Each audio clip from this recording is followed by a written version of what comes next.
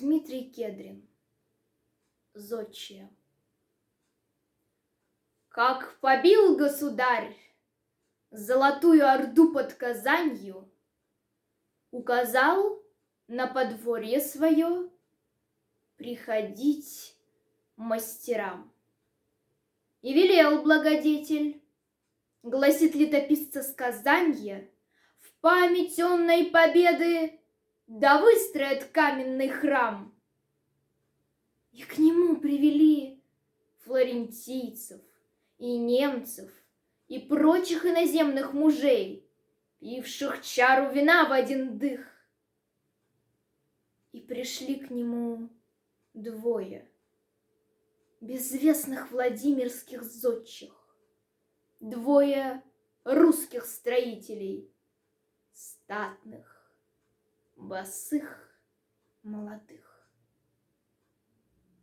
Лился свет в слюдяное оконце, был дух вельми спертый, изрисовая печка, божница, угар и жара. И в пасконных рубахах перед Иоанном IV, крепко за руки взявшись, стояли сии мастера. Смерды, можете ли церкву сложить иноземных пригожей, чтоб была благолепней заморских церквей, говорю? И, тряхнув волосами, ответили зодчие: можем, прикажи, государь. И ударились в ноги царю. Государь приказал. И в субботу, на вербной неделе, покрестясь на восход, ремешками схватив волоса, государевы зодчие фартуки наспех надели, на широких плечах кирпичи понесли на леса. Мастера выплетали узоры из каменных кружев, выводили столбы и работой своею горды купол золотом жгли, кровли крыли лазурью снаружи, и в свинцовые рамы вставляли чешуйки слюды. И уже потянулись стрельчатые башенки кверху, переходы, балкончики, луковки да купола.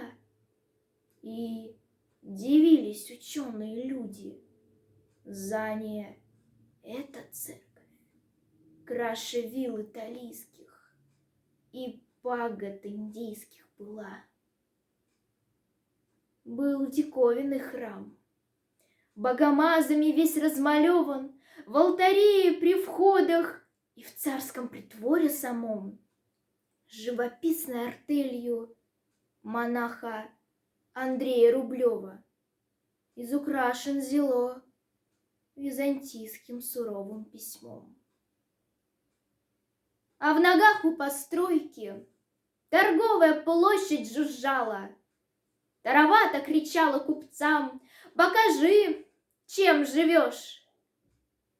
Ночью подлый народ до креста пропивался в кружалах, а утрами стошно вопил, становясь на провеж. А как храм осветили, то с посохом в шапке монашей обошел его царь от подвалов и служб до креста.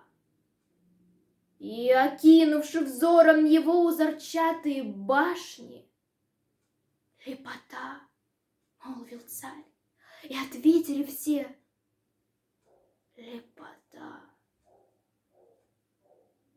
И спросил благодетель: а можете ли сделать пригожей благолепнее этого храма другой, говорю? И, тряхнув волосами, ответили зодчие: можем, прикажи, государь. И ударились в ноги царю.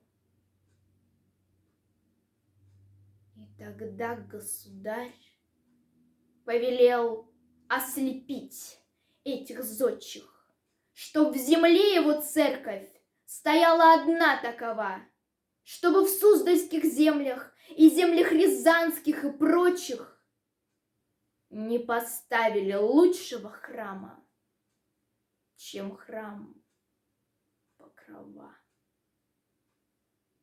Соколиные очи кололи им шилом железным, дабы белого света увидеть они не могли.